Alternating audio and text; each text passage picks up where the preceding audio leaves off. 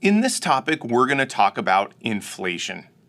Now, every return we've looked at so far has been a nominal return. A nominal return is a dollar-on-dollar return. It compares how many dollars did you start with, how many dollars did you finish with. It's a percent change in those dollars. Okay? Sometimes you'll hear about a quote-unquote real return. A real return is a return which reflects purchasing power. Okay. Now, I think the best way to see this is with a nice illustrative example. So here it is. Suppose there's only one good in our economy, bananas. And today, each banana costs 40 cents, and you have $100 invested in some investment. Now, let's suppose a year from now, when bananas have gone up in price to 50 cents, your investment has risen in value to $175. What I want to do is find the nominal return in this environment and the real return in this environment, and we'll develop some good intuition for what's a nominal return and what's a real return. So let's go to Excel to do this. And you can see I have the key inputs for my illustrative example. So the price per banana today is 40 cents. My investment is worth today $100. A year from now, bananas are going to have a price of 50 cents, and my investment will have gone up in value to $175. Okay. First, what is a nominal return? A nominal return is a dollar-on-dollar return. It compares how many dollars I started with, 100, how many dollars I finished with, 175. It's the percent change. So what would my nominal return be in this environment? Well, do you all agree I gained $75 over the year? I started with 100, I finished with 175. So this difference, 75, is the dollars I gained. Okay. Divided by the dollars I started with, 100, hopefully everyone agrees I had a 75% return. Critically, it's a nominal return because it's a dollar-on-dollar return. How many dollars did I start with? How many dollars did I finish with? I have 75% more dollars. Okay. Let's get some intuition for what a real return is. Well, a real return reflects purchasing power. So what I want to do here is first figure out, all right, today, how many bananas could I buy? Remember, that's the only good in the economy, just bananas. So my investment is worth $100. So imagine I took my investment and I just bought all bananas with it. How many bananas could I buy with it? Well, hopefully it makes sense. It's the $100 I have divided by the 40 cents that each banana costs. So today I can take my $100 and I can go buy 250 bananas. Fast forward 1 year, when my investment is worth $175. Okay? If I took it out of the bank or wherever I'm investing it, took it out and I bought bananas with it, how many bananas could I buy? Well, that's going to be 175 divided by, bananas are 50 cents each. So 1 year from now, I can buy 350 bananas. So see if this makes sense to you. Today, I can buy 250 bananas. A year from now, I can buy 350 bananas. The real return is the percent change in the bananas I can buy. So if a nominal return is a dollar-on-dollar return, it compares how many dollars I started with and how many dollars I finished with. A real return in this setting is a banana-on-banana return. It compares how many bananas I started with, how many I could buy at the beginning, versus how many bananas I can buy at the end. What would that be? Well, hopefully you agree. I can buy, so equals, parentheses, 100 more bananas. I could start off buying 250 bananas. I finished being able to buy 350 bananas. I can buy 100 more bananas. I can buy 100 more bananas. How many bananas could I have purchased today? 250. So the percent change, the percent more bananas I can buy is 40%. So this is my real return. Okay. Now, what is inflation in this really simplistic economy? Well, inflation is just the percent change in the price of bananas. Bananas used to cost 40 cents, right? That's what they cost today. A year later, they cost 50 cents. So inflation here is the percent change in the banana price. The banana price went up 10 cents, 50 cents minus 40 cents here. It started at 40 cents. So the price of bananas inflated by 25%. Okay, so that's inflation in this economy. And this 25% isn't an accident. This confirms something called the Fisher equation. The Fisher equation, F-I-S-H-E-R, the Fisher equation says 1 plus the nominal rate of return equals 1 plus the real rate of return times 1 plus inflation. Fisher equation, named after famed economist Irving Fisher. 1 plus the nominal rate of return equals 1 plus the real rate of return times 1 plus inflation. So let's confirm that the Fisher equation holds in our simple environment. So what is 1 plus the nominal return? That's 1 plus 75%. Here, 1.75 equals 1 plus the real return, that's 40%, times 1 plus inflation, that's 25%. Indeed, they match. 1.75 matches with 1.75. And back to the slides.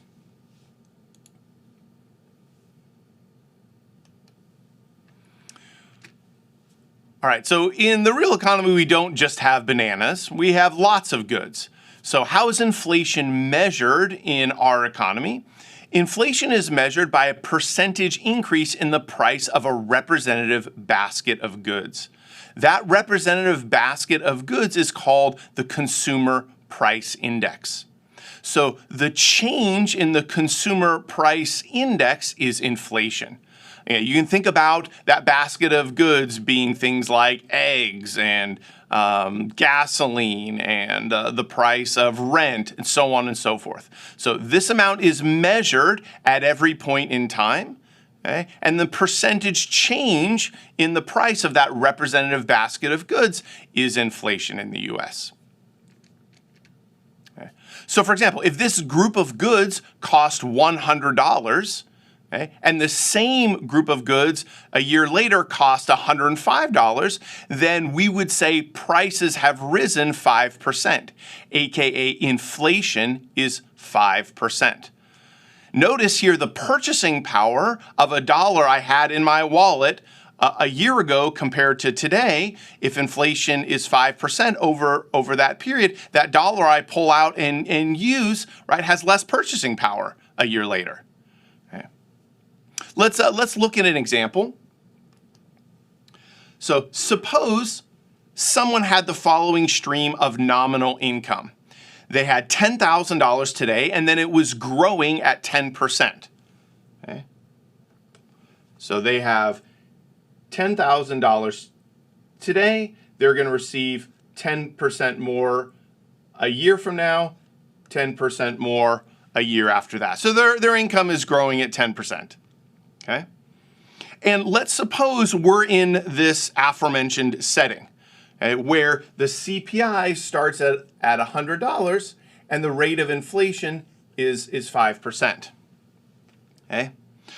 Well, then what would the CPI be in year one? Well, it would just be 5% more, 105. Remember, that's what inflation of 5% means. The same basket of goods that cost $100 at year zero now costs $105. Okay. If inflation is again 5% in year two, then now that same basket of goods costs 5% more. That would be 110 0.25. Okay.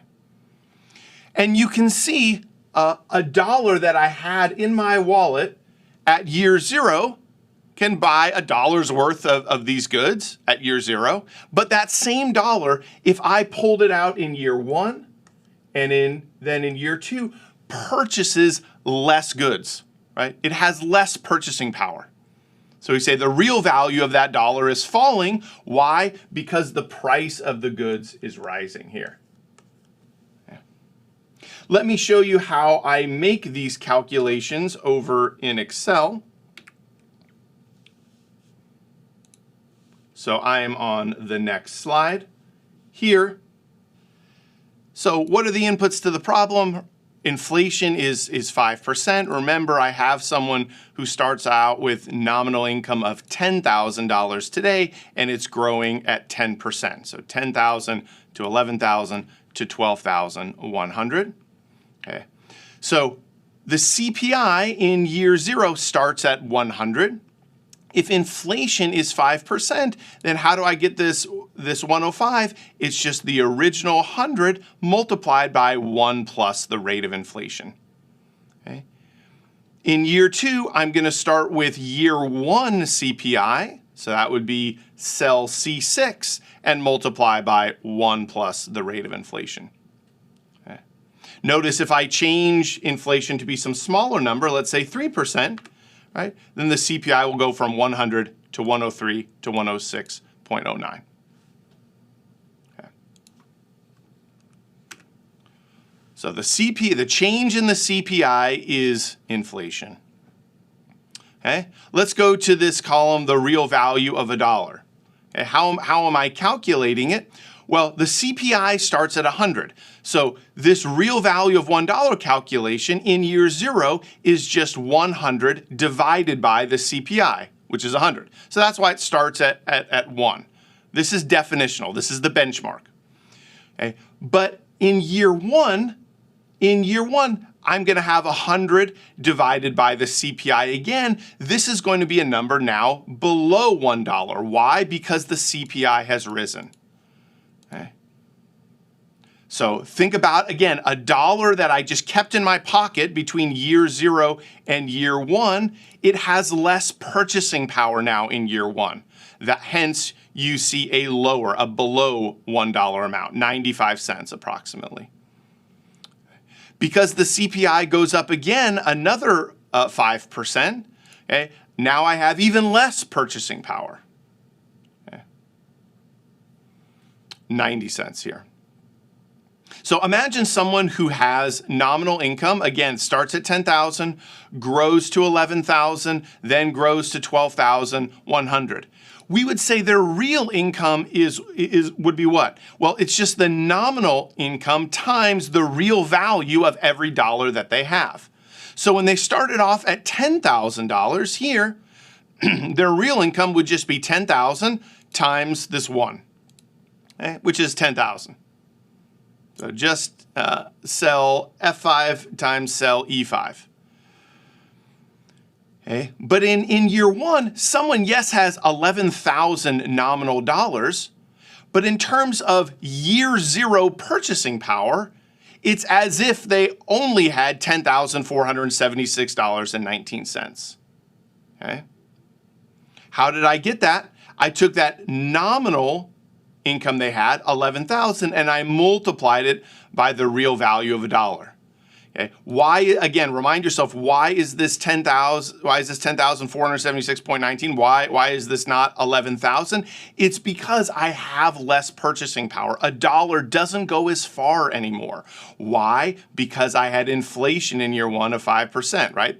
That same basket of goods went up 5%. Okay. And now I think you get it. In year 2, if I'm paid a nominal income amount of 12,100, each dollar, the real value of each dollar is about 91 cents. Multiply these two together, and so now in year 2, the check that I got sent for 12,100, it has $10,975 in terms of year 0 purchasing power. Okay. All right, back to our slides.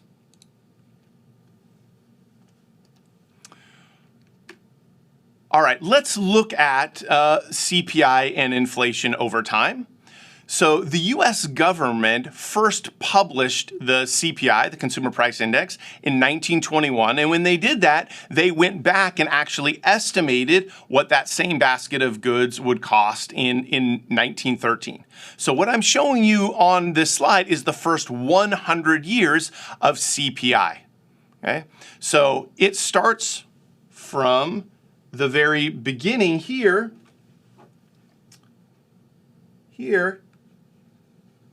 Oh, that's pretty bad. Let's try a better circle.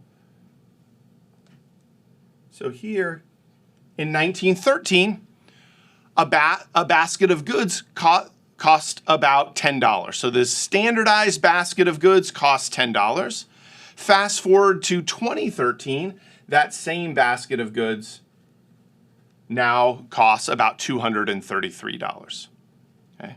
Now, if you look at this graph, you can see there's some parts in which the change in CPI is quite large. So zoom in on, for example, this period in the 70s. Do you see this period right here? Right, the CPI graph is really moving upward here. In fancy math speak, we'd say it has a very positive derivative, right?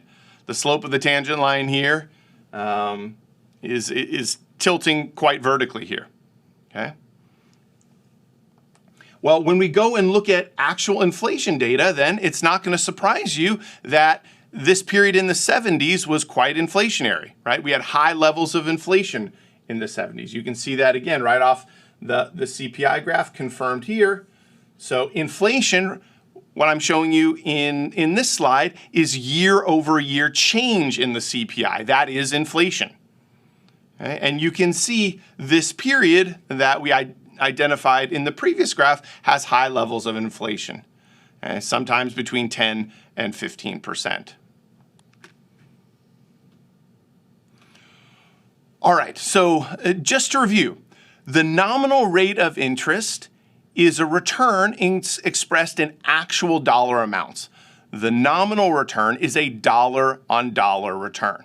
So for example, if coffee costs you $1 today and inflation is expected to be 5%, you expect in 1 year coffee to cost $1.05.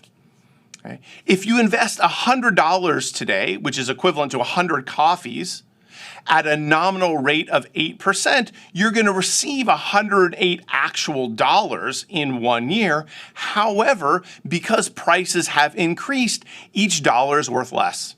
Right? The real value of each dollar has gone down. So with $108, you can now buy approximately 103 coffees, 102.86 coffees in this example. Therefore, we say that in 1 year, you will receive 102.86 real dollars. That is, after adjusting for the increase in prices, your real return is 2.86%. In other words, we've again demonstrated the Fisher equation. So another rewriting of the Fisher equation says 1 plus the real rate of return equals 1 plus the nominal rate of return divided by 1 plus inflation. This is the Fisher equation. Yeah. In our example, what were our numbers? 1.0286, 1.08, 1.05. 1.0286 equals 1.08 divided by 1.05. And so the real rate of return in this setting is 2.86%. Next, I want to show you an interesting fact here on the next slide. What I'm plotting for you, it's a scatter plot of nominal interest rates and inflation.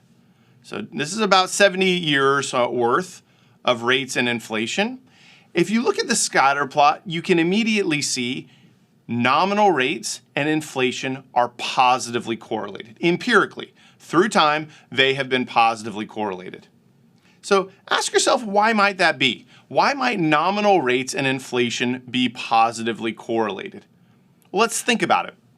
Imagine I'm standing at time 0 and inflation is very high. Okay? And I'm thinking about buying my family a car. Okay? Well, if inflation is high, right, that means I expect 1 year from now, whatever the price of the car is today, let's say the price of the car is $50,000. If inflation is high, I expect 1 year from now the car price to be even higher, right? Okay. So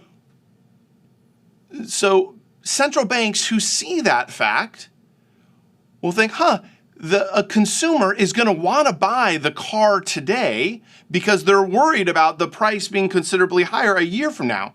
The only thing that we can do to make the consumer, rather than buying the car today, saving their money, is to set higher nominal rates, right? The only thing, imagine your household, you're thinking about buying a car. Inflation is high. If you don't buy the car now, the price of the car is going to be really high a year from now. The only thing that's going to stop you from buying the car today because of that logic is if you could take your money and save it at a high rate. Okay? And so central banks don't want inflation to spiral out of control. Again, imagine, let's go through the logic again. Imagine that household that's thinking about buying the car, right? Because inflation is high today, they're going to buy the car today, which is again going to push up prices, and inflation could spiral out of control. Okay? So when inflation is high, central banks respond by increasing nominal rates. The last question on this slide says, how can central banks use nominal rates to spur or slow investment? This actually is immediately downstream from our single cash flow formula. Okay? So let me give you a simple example. Imagine a firm that could invest $100 today and receive in the future from its investment. It's going to put $100 into a project. It expects to receive $110 a year from now. Okay? Now, in order for the firm to evaluate whether investing $100 today is worth it, right, it's going to take that $110 a year from now and discount it back to today. It's going to divide it by 1 plus R, right? We've talked about this. It'll take 110 divided by 1 plus R, and then what will it do according to the NPV rule? It'll take 110 divided by 1 plus R, and if that number is bigger than the $100 that it's going to invest today, right, it will take the project according to the NPV rule. If that $110 discounted back to today is less than the $100 that they have to pay out today, it will reject the project. Okay? So think about it. That R is the interest rate. Okay? So if that R is really high, 15%, 20%, 25%, $110 a year from now, discounted with an R of 25%, is going to be well below their $100 initial investment, and firms are going to pass on that project. They are not going to invest. However, if the R is really small, 5%, 3%, 2%. The $110 a year from now, discounted back to today, is going to be well above the firm's $100 investment. They're going to go for the project. And so you can immediately see how central banks moving that interest rate affects firm investment, right? When interest rates are high, there are going to be fewer positive NPV projects. Again, this is immediately downstream from our single cash flow formula.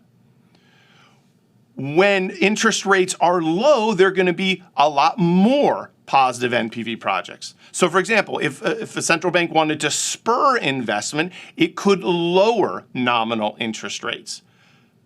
That would lead to more positive NPV projects. All right, let's return to our previous example. So what is the present value of the nominal and real incomes when inflation is 5% per year and the nominal discount rate is 8% per year? So our same setup as before, remember that?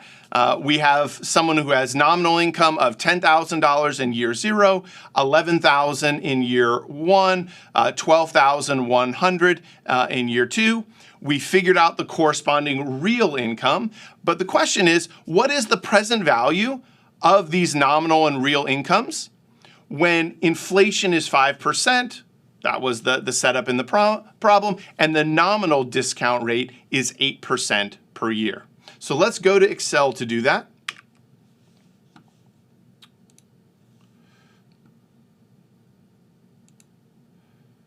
All right, and I am on the next slide. All right, you can see all the key facts are here. We have inflation of 5%. Okay. The income, remember, is growing at 10%, 10,000 to 11,000 to 12,100. Okay. The nominal discount rate is 8%. So the first thing I want to calculate is the real discount rate. So remember the Fisher equation. So let me remind you, 1 plus nominal equals 1 plus real times 1 plus inflation. Sorry for the poor penmanship on the word real there, and the poor penmanship in general. All right, so remember, that's the Fisher equation. So the first thing I want to do is calculate the real discount rate. If the nominal discount rate is 8%, inflation is 5%, I can apply the Fisher equation and calculate the real discount rate. That's the first thing I want to do. So let's do that.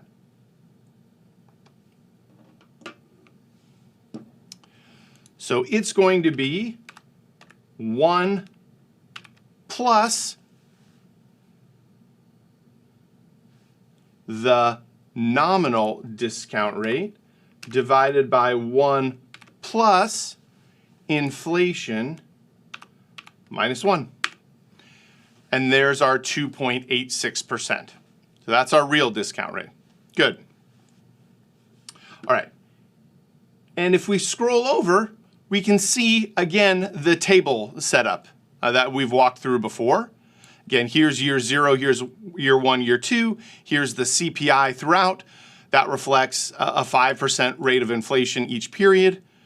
Okay. Here's the real value of $1 through time. Again, it's going down because inflation is positive. Okay. Our nominal income, 10,000, 11,000, 12,100, and the corresponding real income. Okay. But the problem asks us to calculate the present value of this stream of income. Okay. This stream of income here.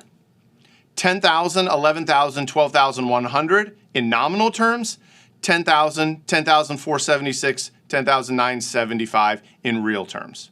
So here's the key thing to remember. You want to be consistent.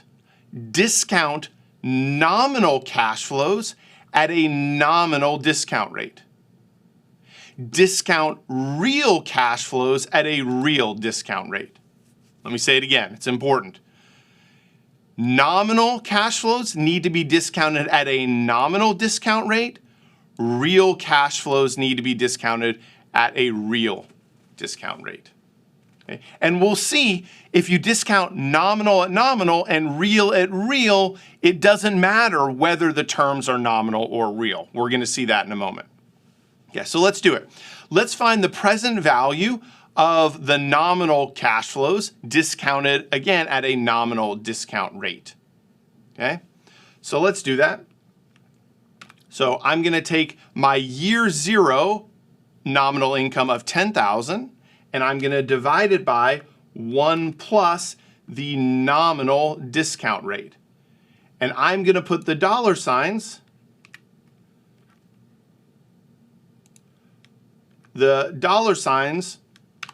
around B3 because I want that nominal discount rate to remain frozen when I fill down. Okay. How many periods am I discounting this 10,000 back by? 0 periods. Hit enter. So this should not surprise you. $10,000 given today has a present value of $10,000. Okay. Grab this bottom right corner, fill down, and we have the present value of each of the nominal cash flows. Okay? Sum them together, and we have the present value of the stream of nominal cash flows. Good. All right. How about the real cash flows? Well, the real cash flows we need to discount at a real discount rate. Okay? So let's take our first real cash flow here, divide by 1 plus the real discount rate. Again, put the dollar signs around before. How many periods are you discounting it back? It's at year 0, so 0.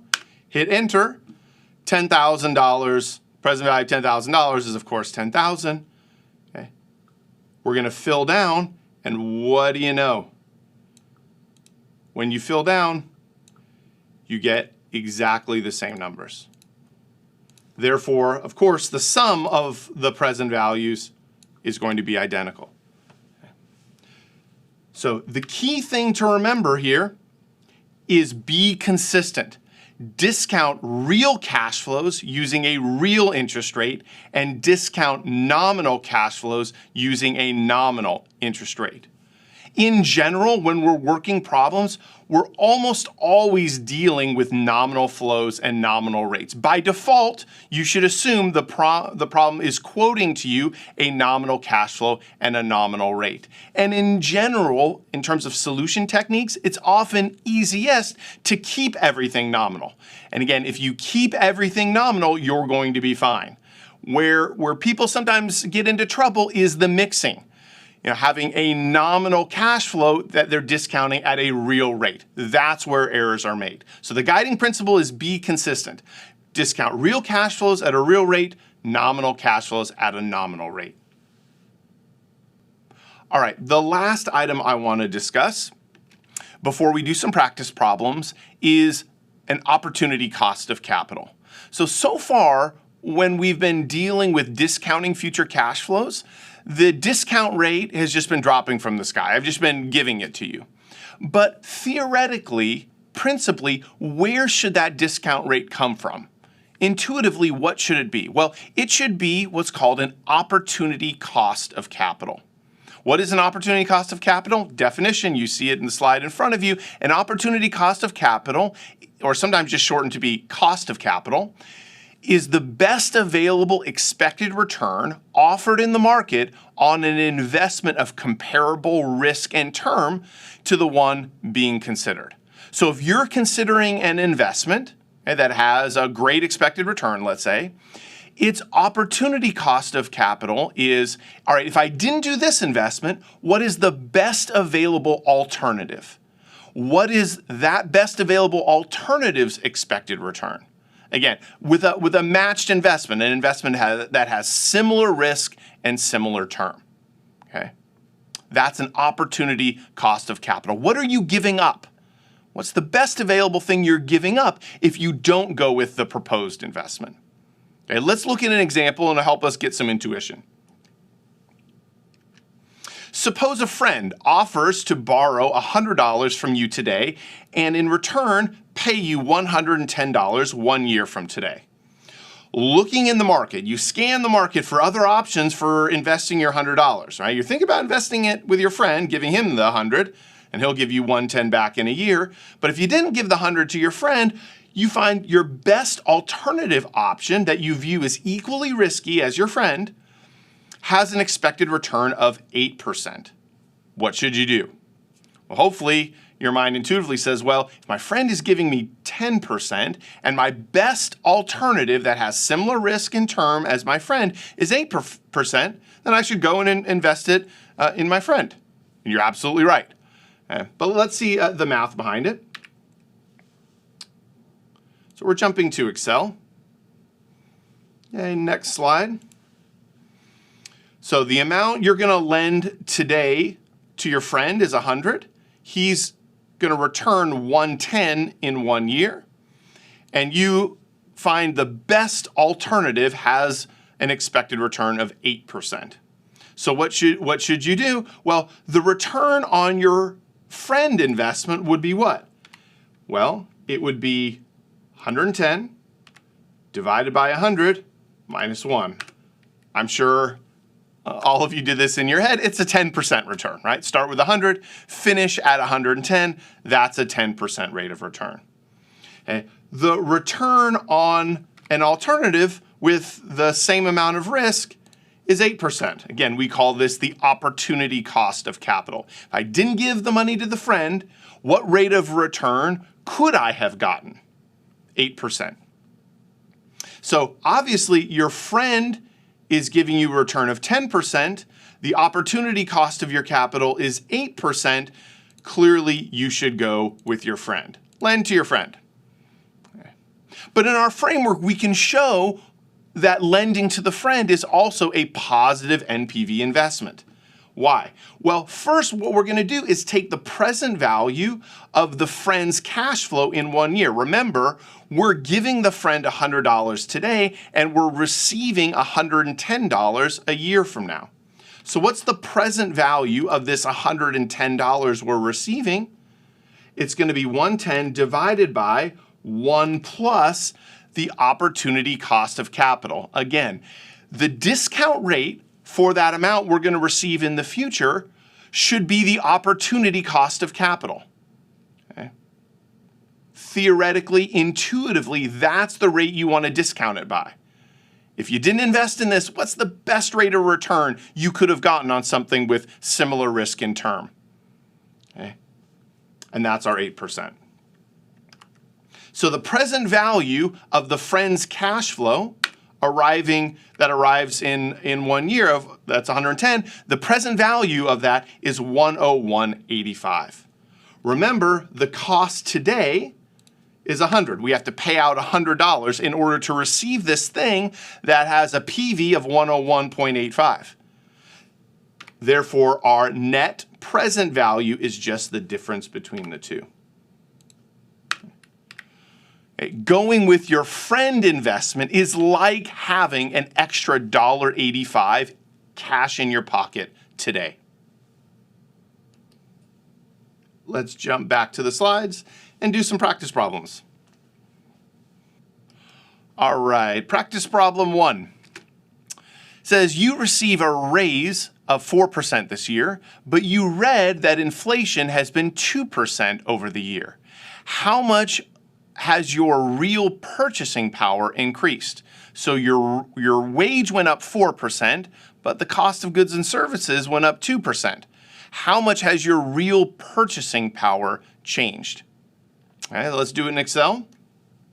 Hopefully some of you are thinking, I think the answer is going to be using the Fisher equation, and you are right. So let's write it down. So the Fisher equation says 1 plus the nominal rate equals 1 plus the real rate times 1 plus inflation. Okay. And this is the same as 1 plus the real rate equals 1 plus the nominal rate over 1 plus inflation. All right, with just a little algebraic reworking, you've seen both ways of this equation is written out in the slides already. Let's apply it to our problem. So what is the real return we're experiencing? The real change in our wage? It's going to be 1 plus the nominal 1 divided by 1 plus inflation minus 1. 1.96% is the real percentage increase in our wage. So yes, our wage went up nominally, dollar over dollar, 4%, but the cost of goods and services also went up 2%. that gives us a real percent increase in wage of 1.96%. Good. Back to our slides. Next problem says, historically, the risk-free real rate of interest has hovered around 1%. Your company economists predict that inflation next year will be 3.5%. What should nominal risk-free interest rates be? Again, another application of the Fisher equation.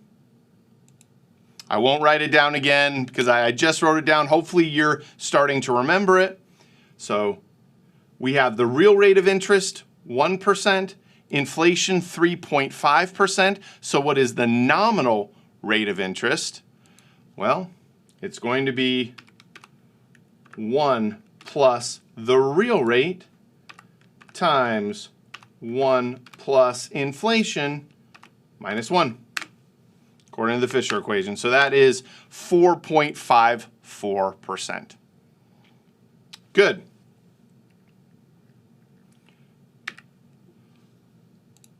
All right, last problem. Widgets Incorporated just signed an exclusive contract with Guinness to supply Guinness Forever. The contract calls for Widgets to receive $2 million next year. After that, the payment will be indexed to inflation, meaning it will increase by the amount of inflation each year, which is expected to be 3%. If the nominal discount rate is 11%, what is the present value of the revenues from this contract? So think about what's going to happen to the nominal cash flows. They're going to be $2 million next year. Then the nominal cash flow is going to grow at 3% after that. Then another 3%, then another 3%, and so on. It's going to grow by 3% forever. Okay. All right, so hopefully that term forever made you think, I remember we had a formula for forever cash flows. Those were perpetuities. And this perpetuity is growing. The nominal amount is growing. So I remember there's a formula for growing perpetuities. That's exactly what we're going to use. Jump over to Excel. Last tab. Remind yourself what the formula for a growing perpetuity is.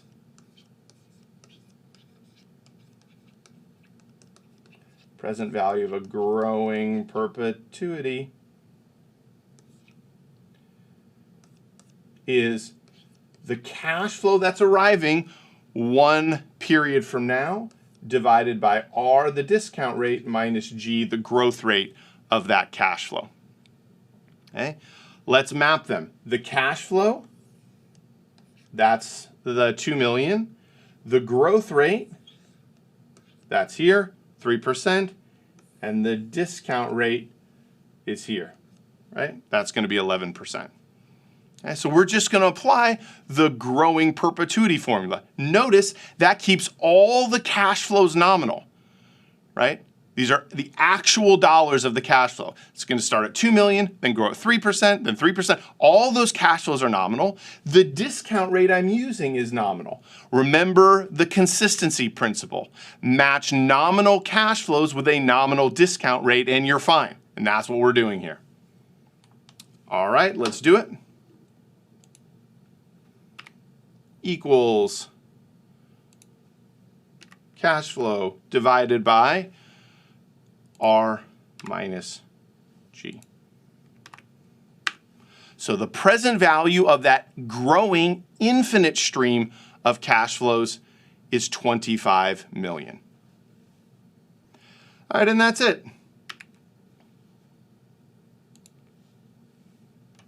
So what have we done in this topic? We've introduced inflation to our present value, future value framework. And we've also introduced the concept of an opportunity cost of capital and how that should be the guiding principle for the discount rates we choose.